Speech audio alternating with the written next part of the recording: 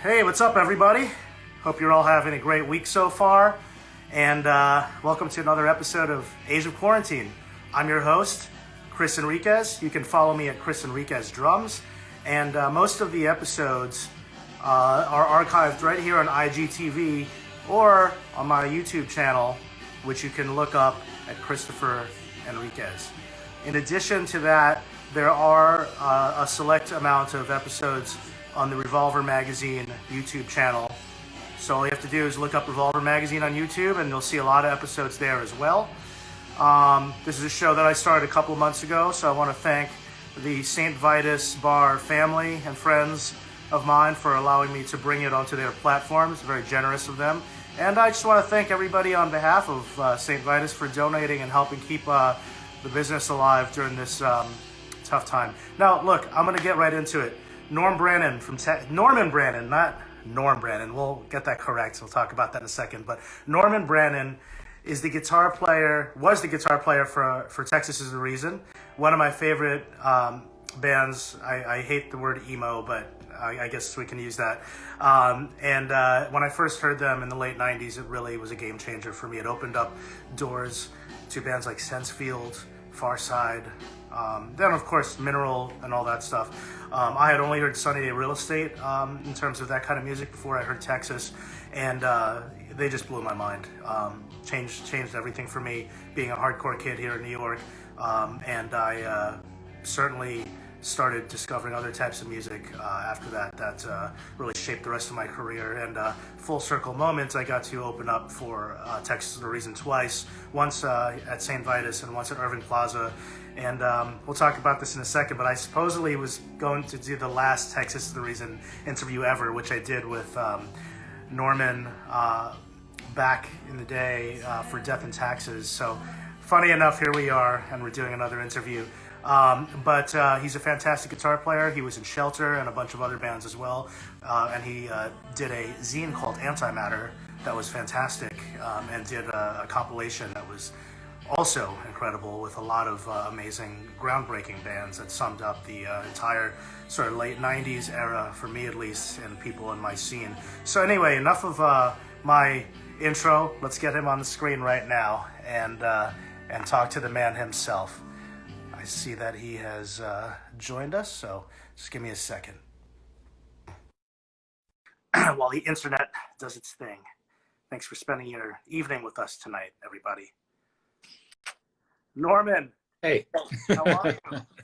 I'm good. I'm going to turn you up a little bit. You were much louder before I was on. Oh, okay. Looks like I'm dropping things already, and the night has not even begun. That's all right. I'm chilled. I've got a candle. I've got wine. We're good. Hell yeah. Very chill vibes over there. How's life been through this entire pandemic? Up and down. It's I do feel like I was pretty much just I do feel like I was pretty much just staring at a wall for like 2 months, and then I think I sort of started getting out of it and just sort of accepting the new reality. I'm still not there yet though. I can't accept it.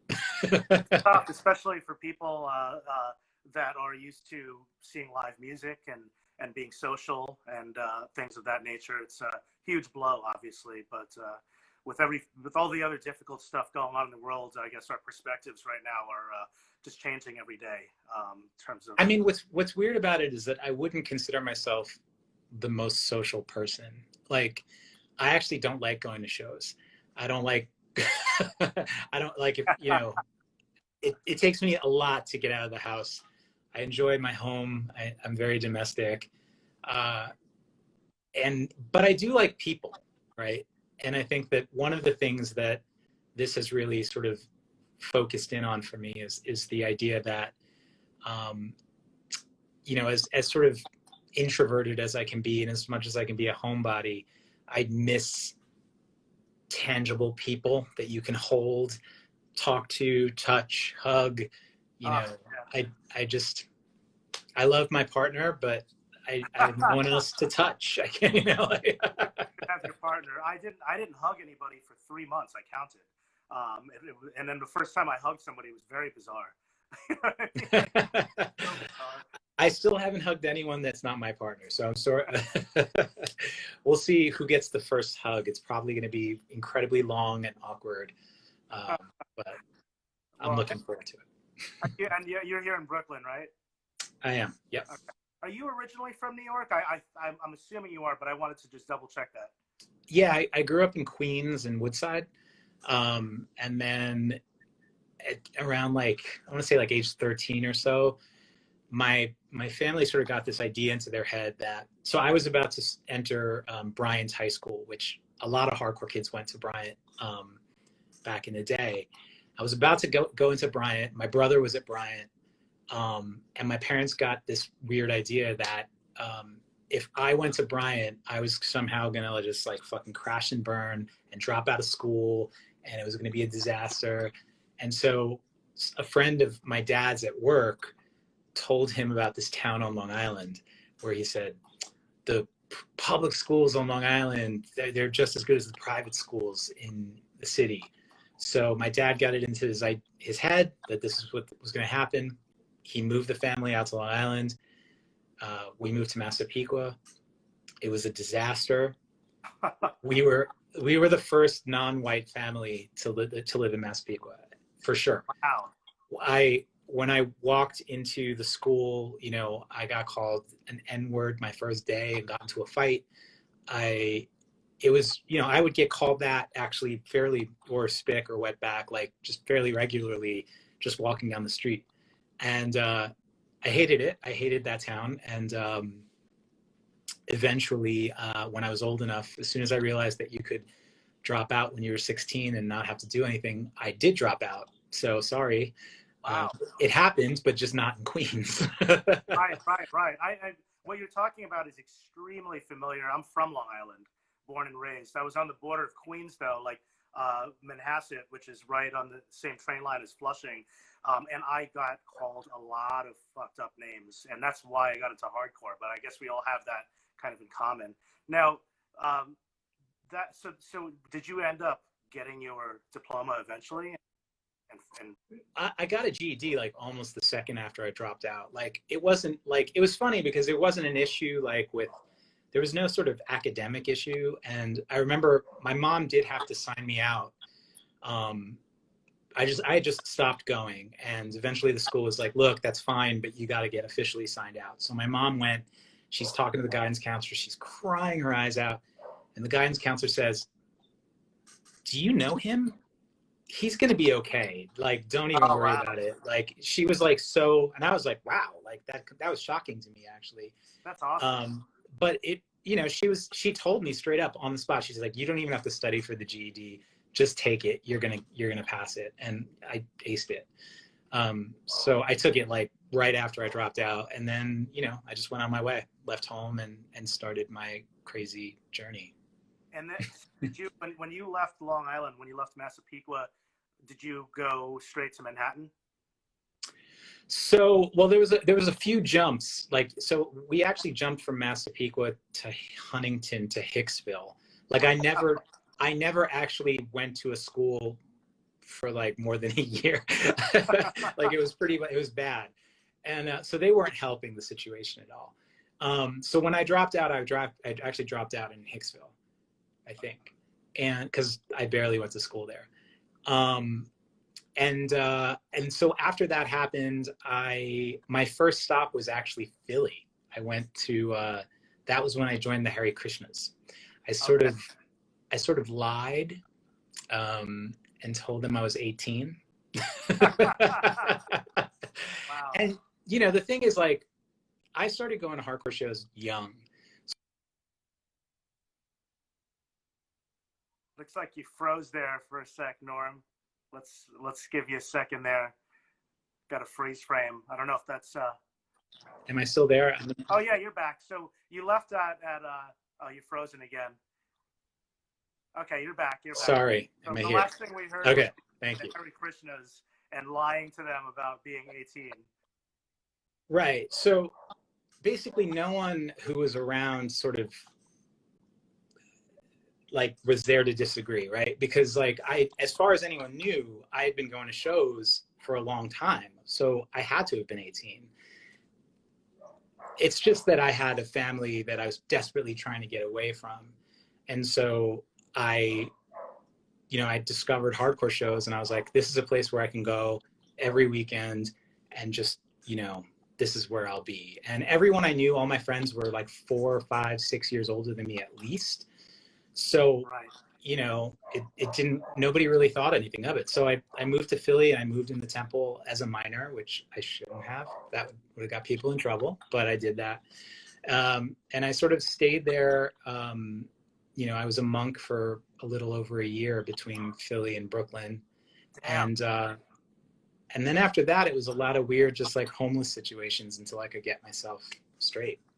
God damn. So I was going to get into that. And before we do, I just have one question. Did guitar enter your life at this point before hardcore, or was it after hardcore? I would probably say it was during. Like my first instrument is drums. And that was what I really wanted to play. But if you grow up in New York, playing drums is like, no. Like you can't live in an apartment building playing drums. Like you just can't. My parents tried to, props to them for that. They did get me a drum set at one point, but I could never play it. So what was the point? And when I realized that I couldn't do that anymore, my brother was already playing guitar, and I just figured, well, there's guitars in the house. I'll try that. And my brother was into, and still is, he's very much like, he's like a virtuoso. Like he's sick. He runs a guitar school in Maryland. Like he's like legitimately a great guitar player. And he even was back then. This was the era of like Yngwie Malmsteen and like, the speed guitars. And that was his thing. Like he was going nuts on speed guitar and classical guitar and flamenco and like all the stuff that, those people were really into. So that was discouraging to me, because obviously I wasn't going to start there, and I had no interest in it. But when I first started listening to punk, and specifically there was one record, the Someone Got Their Head Kicked In compilation. That record was the first record that I learned almost from beginning to end on guitar.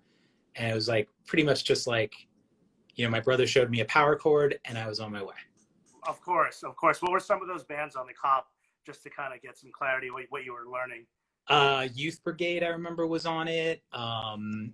The Joneses. I always remember this song Pillbox by the Joneses. It's like such an underrated, like hidden punk classic to me. Like it's just very, I don't know, that's a song that like is very meaningful to me.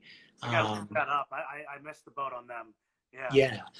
Most people did. I mean, they were like sort of a random flip side band. Like it was more like that vibe. Like you sort of were like listening to maximum rock and roll bands or flip side bands, or like, whatever was happening in your town.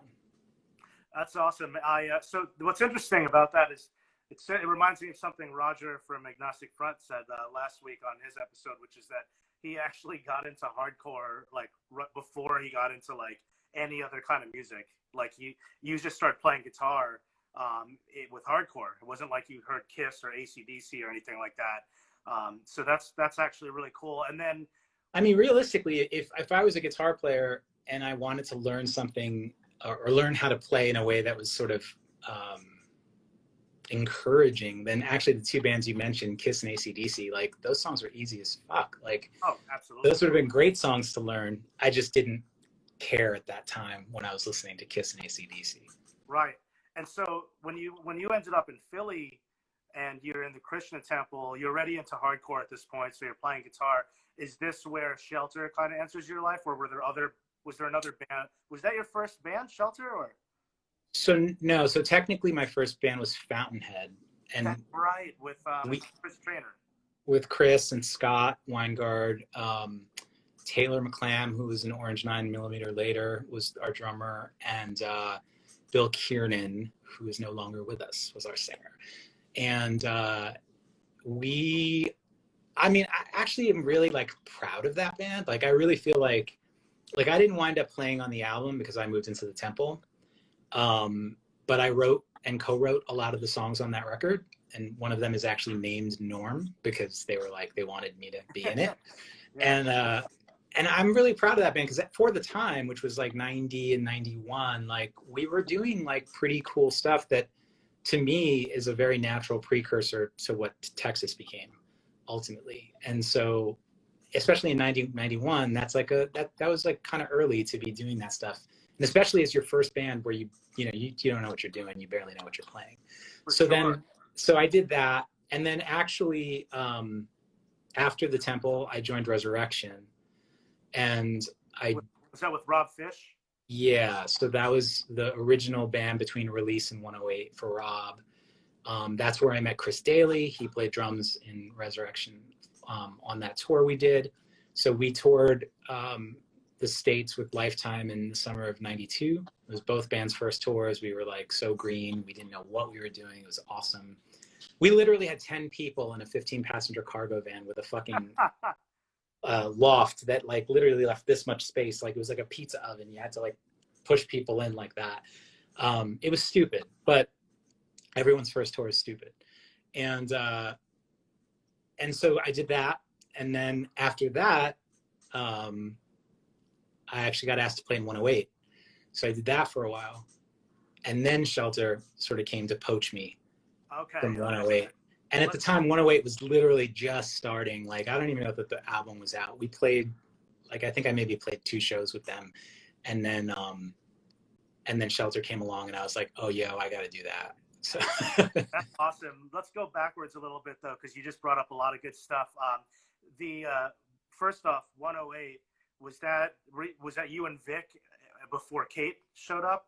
Yeah, Kate wasn't in the mix yet. It was me, Vic, Zach from Worlds Collide played drums. Okay. And I mean, it must have been Tony on bass. I don't really remember that. A long time ago. Yeah, it was a long time ago. But it must have been him. I can't think of anybody else. And then Rob was sort of brand new to the mix because they had a singer named Jay who was playing or who was singing before Rob. He played a couple shows and then they bounced him for some reason. So we just had Rob on the show, so shout out to him.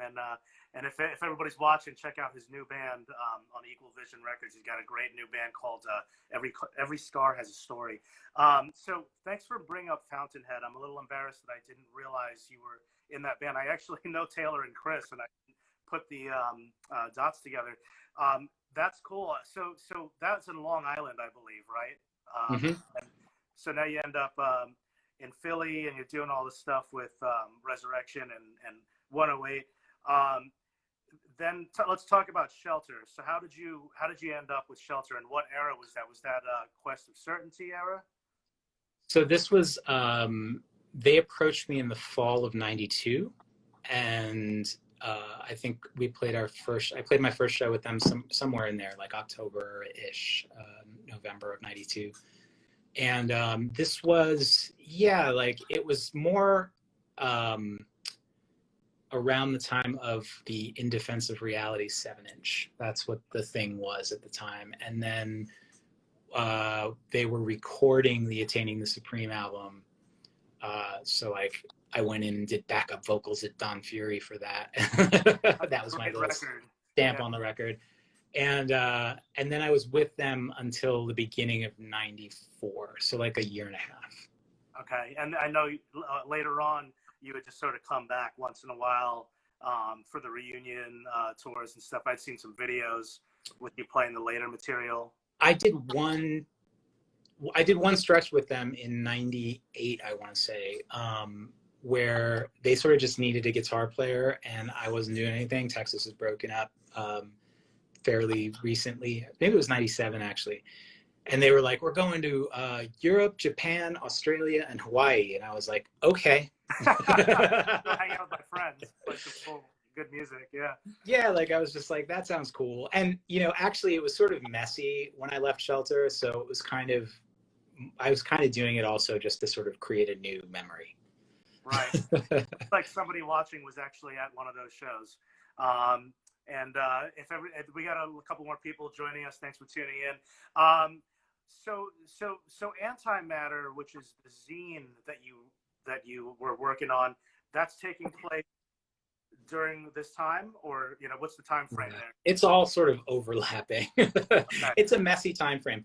And I think part of the reason why, and I sort of make this clear a lot, is that I mean, you have to sort of understand where I was coming from, like, personally at this time. Like, I was 16 when I left home.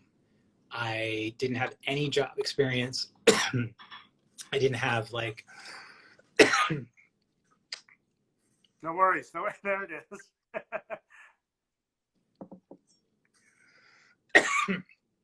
I'm not sure why I got so dry. Hey, dude, don't worry about it. Everybody, thanks for joining us. We're here with Norman Brannon from Texas for a reason.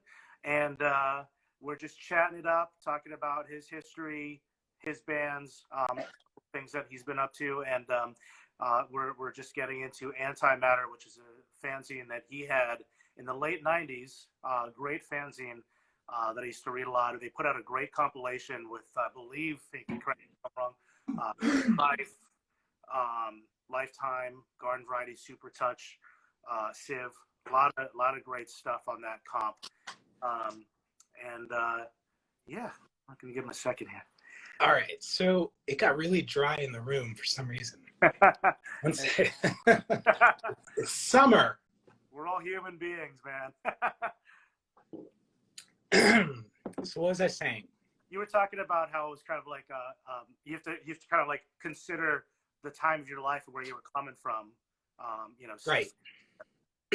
Right. So the point of that was basically saying that when I was 16, I had nothing. And I didn't have any sense of like how I was going to, how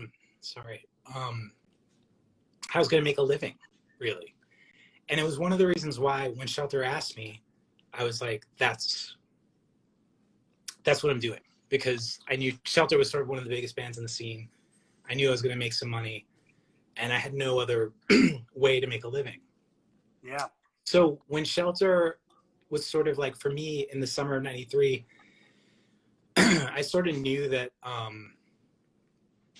that Shelter wasn't going to be my thing. Like, I was tired of playing other people's music, basically. Right. And so I had this idea that I was like, well, it's going to take a while to start a new band. On the Shelter 108 tour in '93, Chris Daly was playing drums for 108. And we already had this idea. We're like, okay, we're going to start a new band. We know what it's going to sound like. Even we kind of on that tour decided what Texas the Reason was going to sound like. But we knew it was going to take time.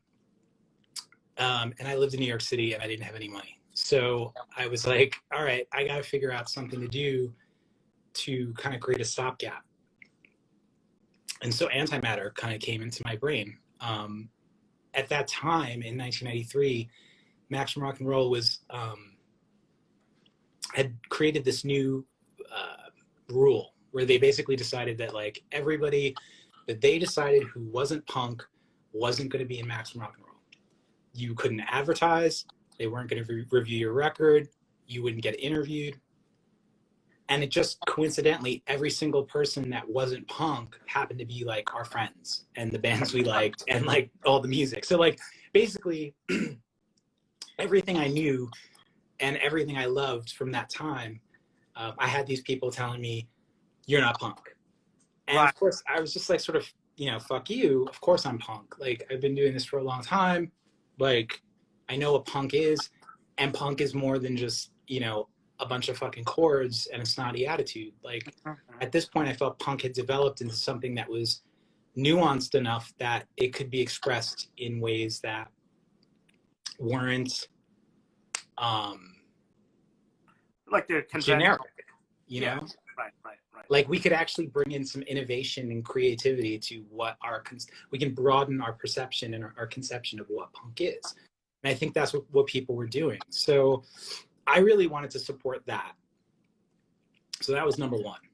I wanted to support that. Number two, everyone who knows anything about business knows that if there's a void and there's a need, there's a business there. And so, Right. you know, I needed to come up with a way to make antimatter soluble for me to live. And somehow, and I still don't know, I mean, maybe I'm wrong. I feel like I might be the first person to do a fanzine like that and literally make my living from doing a fanzine. I feel like I was. I don't know. Nobody else I knew was doing that. And I asked like a bunch of people. Yeah, yeah. That's wild. I would have never assumed that. So that's extremely admirable and just fascinating. So were you doing like selling? Obviously, you're selling the fanzine, doing mail order, but are you selling ads to record labels as well? So that was the thing. I mean, again, like it wasn't like this weird like capitalist fucking venture. I mean, at the end of the day, I was trying to support people and give them a platform. And so advertising, yes, it supported me. It supported my ability to make the fanzine and sort of live in New York City and do what I was doing. But it was also supporting the scene and supporting, you know, it was giving people who didn't have a platform anymore. Now there was this platform, and the zine grew so quickly because of Shelter. So like I decided to do it in the summer of '93. I knew we had I agreed to continue to tour Shelter until January or February of '94. So I was like, I'm going to use these next tours through Europe and America to bring my fanzine to every fucking town. I'm not going to leave a single town without finding someone, either a store or a kid or a distro, who's going to be willing to take 10 copies of the next issue when that comes out. And so, you know, really by that first issue, which was ad free, by the second issue, now I'd sold 2,000 copies of that.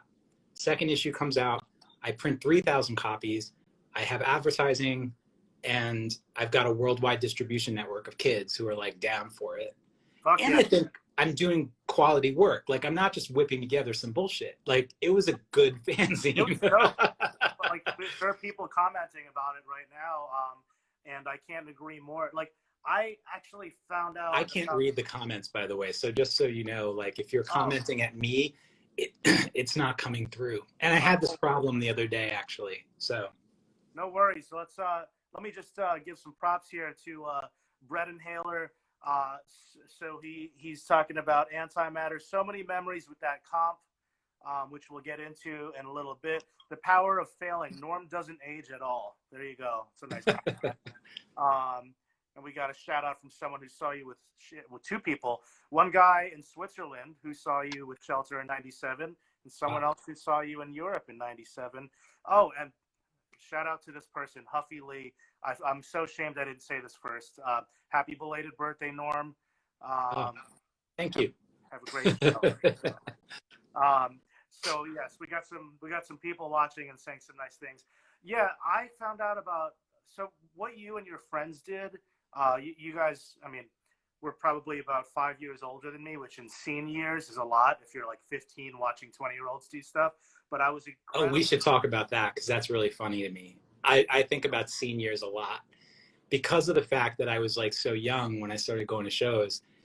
And I remember like when I was going to shows, like in the beginning, like Youth Today was just starting to really happen. Like I remember Can't Close My Eyes 7-inch had come out. I heard it on Crucial Chaos. I was like, holy shit, I love this. You know, I saw them, I think the first time in like 1987. I was 13. So as far as I knew, Ray Cappo was 44. Of course. Like, amazing.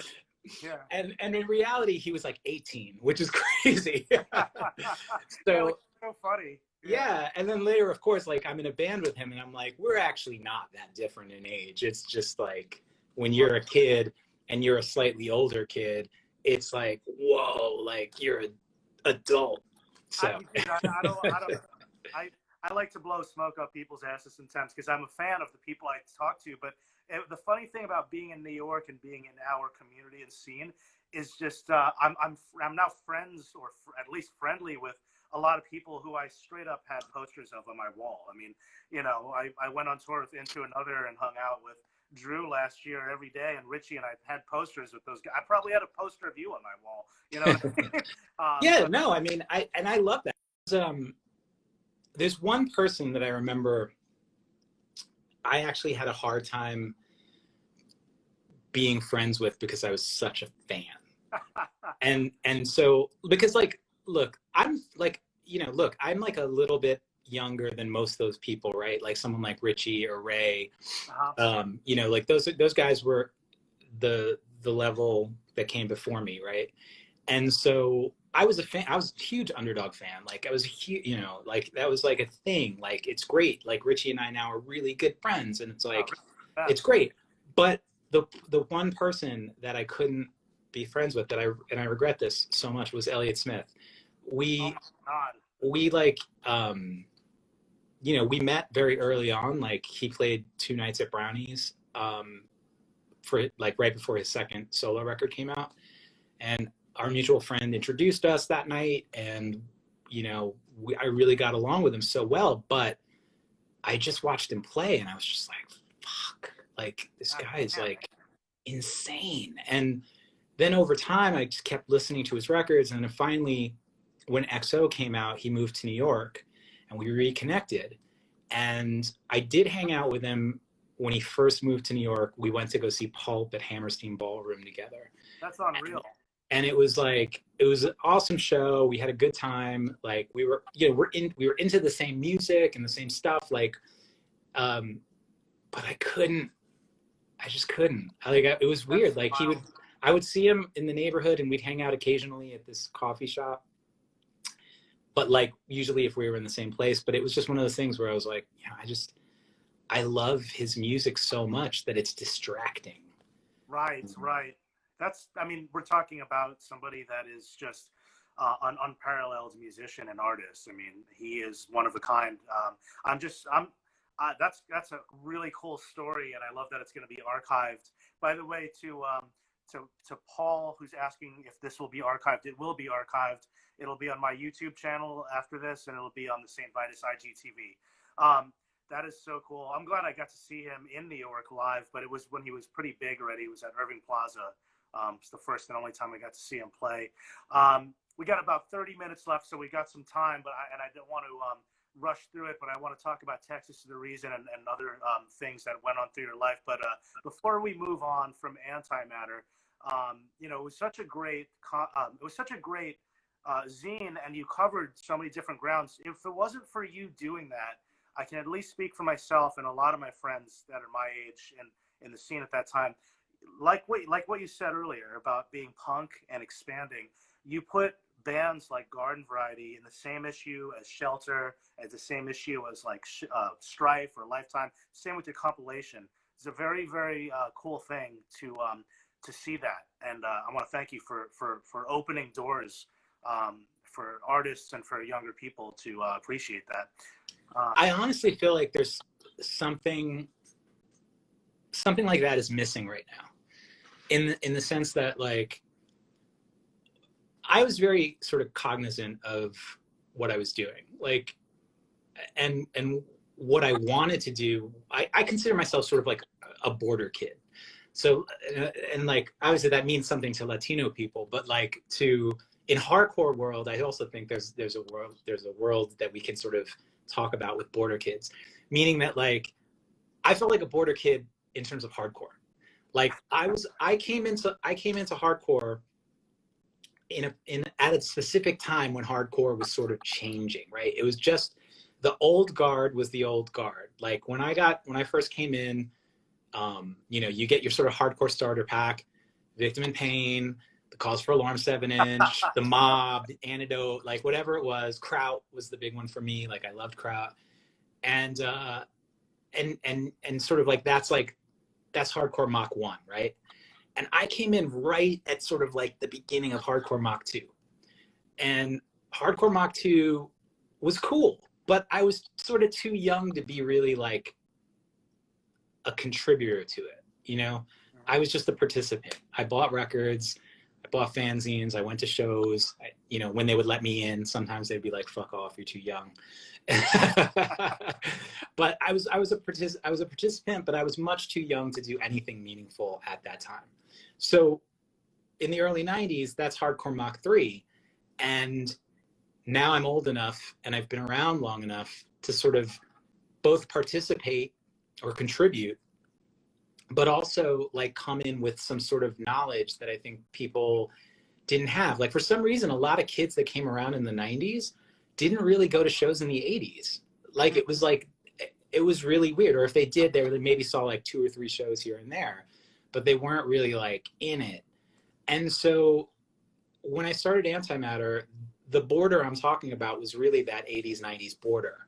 And I had lived enough of the 80s to be able to sort of create a bridge that I just didn't want the 90s kids. I was super into this expansion. I was super into broadening what punk was about, but I was also super into maintaining a history, respecting the people who came before us, and creating a strong and direct lineage to those people. So it was like really important to me, you know, to have someone like Keith from Cause for Alarm in an issue, you know what I mean? Yeah. And sort of, you know, fuck, like I was like, dude, this guy's like, this record changed my life. Of course I want this, you know. And there's a direct line from Cause for Alarm to Shudder to Think. So, you know, like whatever you think of either band, they're connected. And I wanted people to make that connection, even if it was just in a fanzine. And I feel like that did that. Whereas like now, I just don't know who's the bridge, who's creating bridges right now. Yeah, we're certainly trying, you know. I mean, that's why, like, on our show, and even at Revolver where I work, we try to do stuff where it's like, you know, we will have HR or Roger on the show, but then, like, I'll have a modern day metal band that, you know, I know the kids like. I might not really know much about it, but, you know, we want them to see every week on Monday that this week it's like, here's Texas the Reason, but here's also you know, Periphery or whatever band people like now that are the younger generation, you know. So Right. try to up. But let's talk about Texas because I know that you know how this works, where the Instagram kicks you off and it sucks. Yeah. That's a very important. The Texas the Reason is a huge part of this. So when you and Chris Daly were talking about what you wanted the band to sound like, this is a major thing I wanted to know. What were those bands that you were referencing and sounds exactly? I mean, okay, so it changed and morphed as Scott and Garrett, you know, moved in.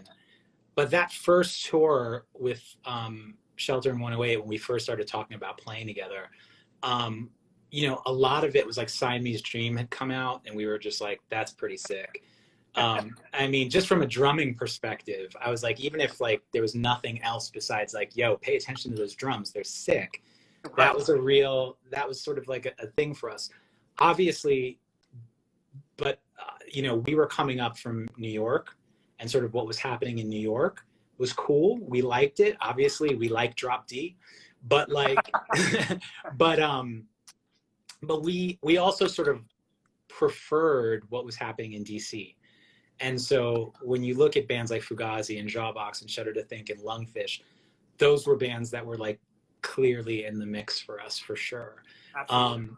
So like, I mean, to me, honestly, like I think the band sort of, those were sort of like the 3 kinds of touchstones for me as a guitar player, like that I was always drawing from. Like there was a clear New York sort of vibe. There was a DC sort of like thoughtfulness. Like it was, to me, DC was about, it wasn't just about like being melodic, that's part of it, but you know, it was also about sort of like challenging rhythms and like sort of drawing from other places. Like, you know, we would talk about like the Beatles and dub and like, you know, all these other places, because that's what Fugazi talked about. Like that's what we, you know, we were just like, okay, let's dig into that. Where can we go with that? And then obviously as a guitar player, I think, you know, I'm not gonna lie, I mean, those Smashing Pumpkins records were fucking killer. Like they just, are you kidding me? Jesus, you know, they were just like so hard. And you know, I remember reading an article about Siamese Dream where Billy Corgan said something like, I used like 100 guitar tracks on that song. Right. And so of course I go into like Oz and I'm like, you know, with Jay Robbins, like, all right, I want to use like 100 guitar tracks on this song. We didn't do that, but I played those fucking, like there are a lot of guitar tracks on that album. Let's just say that. Yeah, that recording is, and that was the first. I believe you can tell me if I'm wrong. I think Jay said that was the first album he produced ever. Second. He had done the Kerosene 454 record right before that. Yeah, it was a great full length. When I had the EP, and then when that full length came out, it was a game changer. It was a game changer for people in the scene in Long Island, where I was from. You had bands like Inside and my band On the Might of Princes and Silent Majority, and there was an emo thing. I hate that. I mean, I don't mind the word as much now, but there was that thing. And when you guys hit, there was a lot of rip-off bands. There was a lot of Texas the Reason rip-off bands. But it's funny, like, I mean, I hear that a lot, but honestly, like, I really don't. There's not a band in the world, honestly, I'm being real. There's not a band in the world that I've ever heard where I thought, oh, total Texas rip. Like, I've never, I don't know why that is. Like, it's just, I don't hear it. And by the way, I should clarify, I wasn't implying that they were rip-off bands if any of them are watching. No. I got that. That was clear. But no, I mean, I get it. Like, you're inspired by sort of what's happening around you. And I think that's something that, you know, we're all, you know, I mean, fuck, like, I remember when we did like a weekend with Quicksand and stuff. And of course I'm sitting there with Tom, like looking at his rig, like, what am I going to rip off? Like, you know. Oh yeah, that's the New York thing that I'm, you know, picking up on, which I guess you're probably referring to also, which is the Helmets of the world, the Unsanes of the world, the Drop D bands, the Quicksands of the world. That was a very New York sound, and you guys had that, but then you, like you said, the interesting thing was you weren't as heavy as those bands. It was, you know, very, very cool stuff for the time. And so when Texas is the Reason started getting out there, you were on Rev. Would it be fair? I was an outsider at the time. Would it be fair to say that you guys got popular in the underground pretty quickly? Yeah. I mean, I'm definitely, when I look at the trajectory of shows and sort of like how they got bigger and bigger and bigger, we definitely, I mean, that's part of the whole thing about being a shining star that shines bright and then fucking explodes is that you do have that sort of like nice ascension that, you know, is, you know, it keeps it exciting. It keeps you sort of like want to keep playing because like every time you play, there's a new experience. I would imagine that plateaus or drops and you stop wanting to play. Like, so, you know, I'm sort of like happy that we were able to like end it where we did, because we never really had that. Like, we've never played a show where we were just like, fuck, we don't want to play. Like, it feels like everything was exciting all the time. So, you know, and I think that was part of being swept up in sort of like this thing that also didn't have a name. Like, no one called it emo, like, but and none of the bands even sounded alike. Like, you know, we just knew that when we went on tour, we started meeting these bands that listened to the same records that we liked and that were into the same things and dressed like us, and sort of like, we were all sort of like, like, you know, you look at someone like The Promise Ring, like, they don't sound anything like Texas is the Reason. We don't sound anything like them. Mm-hmm. But, you know, we played this show together on our first tour in Madison, and it was just instant, you know, we were just like instant blood brothers. Like, yeah, I saw you guys together and I couldn't agree more on that. I also wanted to bring up something really quick and then go back to Texas, but I saw some great shows you did with Sensefields. Obviously we lost Jonathan Bunch. Do you have any special memories you want to share about Jonathan or touring with Sensefields? Well, so what's funny is that we actually broke up in the middle of the tour with Sensefield. Oh, wow. And we dropped off about a week of shows, and then we got back together and finished the rest of the tour. And I mean, there was one memory that from that tour that always sticks out. So Sensefield were, at that time, they just signed to Warner Brothers. We were in the middle of our bidding war. We were sort of all unsure, and we didn't really know what we were going to do. And for whatever reason, Sensefield were very sort of like in the beginning of the tour standoffish. Like, they would just like, they would do their sound check, and then they'd go to their hotel, and then they'd come back way later. And we were like, oh no, fuck this shit. Like, no. And so we just like sat them down one day and we're like, we're on tour together. You're fucking hanging out, whether you like it or not. And to fucking make sure of it, every single day, we're going to trade a member. So someone's going to ride in your van from our band, and someone's going to ride in our van from your band. And we're going to make this work. So the day that it was John's turn to ride in our van, we were talking about, because I mean, we were talking about this the whole tour, like whether or not we were going to sign. We didn't know. We were very conflicted.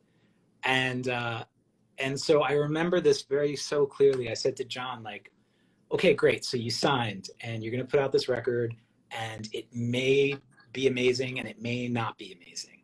What are you going to do if it doesn't work out? And I remember he just looked at me like, just with this like deep confusion. Like, it was like I was speaking another language, and he just like said, it's gonna work out. Like, there's no way that this isn't going to happen. Right. And he was just so like, case closed, peace. And it was, I remember thinking to myself, like, I will never have that amount of certainty in what I do ever. Like, there's no guarantee that it's going to work out for Sensefield, but that certainty is insane to me in such a good way that, like, I believe. Like, now I'm just gonna go all out and I'm gonna say, you know what, you're right, it is gonna happen, because he was so fucking convinced of it in a visceral, just real way. And you know, in the end, it didn't really work out that great. I was gonna say, but there is something inspiring about someone with a positive attitude like that is going after their dreams, you know? Yeah, I was gonna say, like, it almost doesn't matter. Like, at the end of the day, he experienced something through a lens of confidence that allowed him to look at everything in the best possible light. And so whether or not it worked out in the end, you know, whether or not the band blew up or whatever it was, it's not about that. And I think I realized that with Texas, because we blew up so quickly. And blew up, I don't mean like blew up like got big. I mean blew up, like exploded. The bidding war, imploded. Like, you know, I realize now that your band, your fanzine, your job, your whatever it is, your relationship, it's only as good as the way you are experiencing it when you are in it. And that's something that I will, you know, have taken away with me. Like, I'm only interested in how it feels when I'm in it. I don't give a fuck about what's going to happen at the end. Yeah, that's a great thing to say. I couldn't agree with you more, and I think that's an amazing memory that you shared, and a great idea with bands, because I experienced what you just said a lot with the standoffish band. So I'm going to steal your idea next time I'm on tour with the band. That'd be weird and not hanging out. I love that. Hey, by the end of the tour, we were like best friends. So yeah, and I love the footage of Garrett.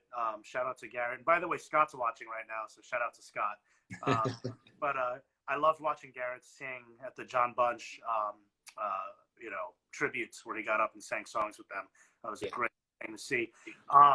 Let's talk, man, we're running out of time, which sucks. I'm going to try to breeze through this, and I apologize if I rush through questions. Okay, we got 10 minutes, so we can do the speed round. Let's do it. Yeah, so I'm too curious here, but there was a bidding war, and you guys broke up, so maybe we could sum this all up. Why did the band break up? Was there a second LP planned? Like, what was going on in that time, if you could kind of just walk me through that? We were starting to write for the second album. We were going to call it It Is Happening Again. That was what the record was going to be called. That's when we wrote Every Little Girl's Dream and When Rock and Roll Was Just a Baby. Great song. We were going to re-record Blue Boy for the record. So we were starting the writing process, and we loved where the direction was going musically. It was going really well. We were psyched on the new songs. But I was just, you know, I'll be real. Like, I was in a shitty fucking place, and I was feeling horrible and more horrible every day. And the idea of doing the band just started to feel very oppressive to me. And I wasn't sure, but I was getting a vibe that it was feeling that way to other people. And so one night on tour, I turned to Chris Daly and I sort of just said, like, this is how I feel. And he was just like, I sort of feel the same way. And I was like, okay, like, I don't know if I could do this anymore. And we just sort of like kind of talked it out a little bit. And then we sort of broke up after that tour, really. And Wow. it was the week that we were going to sign to Capitol. And I think that was the other thing. It was like, if we didn't have that, like, right there, like I was about to sign a contract that was going to marry me to this band, Right. then maybe we wouldn't have broken up right away. But it was just the fact that it was like literally waiting for us when we got home from Europe, that I was like, shit, I better do it now. Yeah. Well, I mean, that for a fan, I think it makes the band that much more special. Just like the purity of the whole thing. I mean, obviously, you know, there are bands that go on to do these sort of grandeur things. Jimmy Eat World, for example, who kind of came out of the same scene, but you know, it makes that time so special and precious for what we did get out of Texas. The reason there was a bunch of reunions, and all of them were amazing. I was at most of them, the ones here in New York, and then obviously those songs, thankfully, the ones that you mentioned, made it to the re-release of Do You Know Who You Are, which are great songs. Let me ask you this: is the band over? Like, is it totally over, or what do you think? It's over. All right. Yeah, I mean, it's like, it's a cool, like, I love the band and I love it now in a different way than I loved it then. I think I'm constantly in sort of awe by, like, forget about like whether or not anyone else cares or likes it or is going to pay to see it.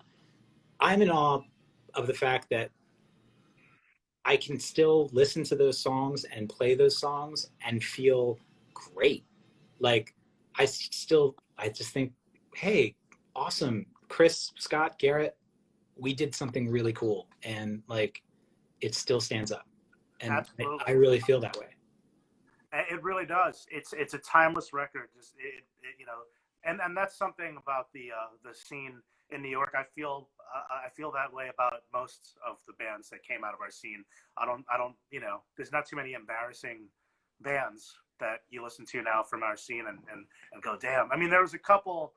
Well, I mean, like, even like, so I remember when Thursday did their full Collapse shows and they were playing the whole record, and there's a song on the record that Jeff would always be like, okay, so we're going to play this song. It sucks.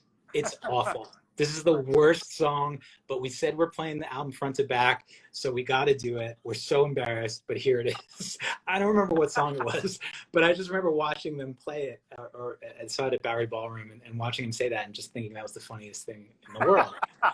But but that really brought it into focus for me, because I was just like, there's no song that I'm embarrassed to play. Like, yeah. I'm super psyched that, the catalog's tight, but everything in it, I still like it. Yeah, you went on to do, you were in World's Fastest Car with Walter for a little bit. No. You were not? No, we jammed out for a while. It wasn't anything. It wasn't World's Fastest Car. It was me, Walter, and Daly. And we just sort of, we rented a practice space. We played a bunch. There were probably some boombox. Actually, I know I have a boombox cassette of one rehearsal. But, I think in the end, I pulled out of that one too. I was just sort of like, Walter and I have very different ways of writing songs. Okay. And so it just wasn't going to work. Thanks for correcting me there. Well, we know you did New and Original. That was a great record. There are a couple. Are there any other projects you're involved in right now that we can promote, or what's going on with you musically? So, I mean, in the beginning of the year, I was writing pop music. I've been sort of, for many years, different people in the industry have approached me about writing songs for other artists. And, the only time I've ever the only song that came out like on a major release that I've written that people maybe don't realize. There's a song on the last Far record that I wrote called Are You Sure? I think that's what the title wound up being. And I remember doing that, and it was kind of thrilling to write a song for another band and have them kind of put their stamp on it. It came out a little bit different than the way I wrote it, but that's cool because it sounds like them. And then that sort of like created this little thing in my brain where I was like, I kind of would love to do this for real. Right. But I just never really got around to it. And I've been sort of like getting more serious about that over the last year. So I'm just working with different producers and sort of like, I'm, basically writing songs from top to bottom. Lyrics, vocal, music, the whole deal, working with the producer to get it right. And and we'll see, maybe I'll start selling some songs. Yeah. Yeah. I mean, the world would be a better place with your music out there, new music from Norm, I'd love it. Yeah.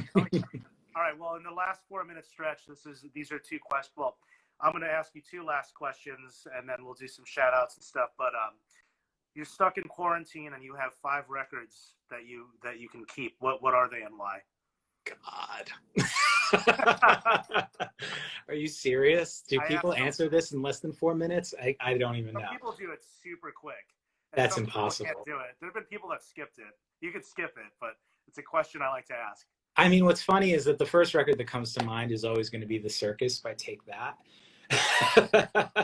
Like that record to me is just like perfect. And that would be one of them. That would be clearly one of them. It's sort of impossible for me to pick one Beatles record. I'd have to have a Beatles record though. So, I'm tempted to just say Revolver. Mostly because I'm thinking of Elliot, and that was definitely his favorite Beatles record. We've had this conversation, and then I would probably say Siamese Dream. I'd put that in the mix for sure. That's a great record. And then as long as we're talking about records like that, I would say Repeater. Fugazi. That's my favorite Fugazi record. Yeah, that record it changed my life for sure. And then if we put a 5th record, let's say Tales of Brave Ida by Ida. Your screen froze right as you were about to say what that was.